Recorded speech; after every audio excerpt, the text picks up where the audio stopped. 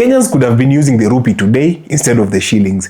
Instead, a remarkable chain of historical events gave us the Kenyan shillings. Here is how it happened. Before money, there was barter. Cattle, goats, grain, salt, and iron tools were used to trade. But along the coast, international coins were already being introduced as early as 1780. For example, the Maria Theresa Teller. Then everything changed in 1897. As the British built the Uganda railways, they imported thousands of workers from India and introduced the Indian rupee to pay them. Soon, the rupee became the official currency for British East Africa. So popular was the rupee that it even influenced what many Kenyans call money in their mother tongue. For example, Luvia in Kamba, Europeani in Masai, Rufia in Kikuyu, Tirupia in Luya, and Irupia in Teso. But the rupee's reign didn't last. Kenya's status changed from a protectorate to a colony in 1920. This change demanded a new currency to eliminate India's influence and impose direct British economic influence. Thus, they replaced the rupee with the East African florin. That experiment lasted just 1 year.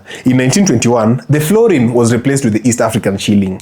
The shilling was interchangeably used with the British pound at the rate of 20 shillings to 1 pound. And that's the reason millennials call 20 shillings a pound. The shilling remained East Africa's regional official currency for more than 4 decades. Even after independence, Kenya kept using the East African shilling. The desire for one East African currency and a common central bank was very much alive. Kenya, Uganda, and Tanzania introduced the famous Lakeside Issue Note, featuring a door on Lake Victoria, a symbol of unity. That unity never lasted. In 1966, Kenya created the Central Bank of Kenya. A year later, the first Kenyan shilling entered circulation, giving the country its own currency for the very first time.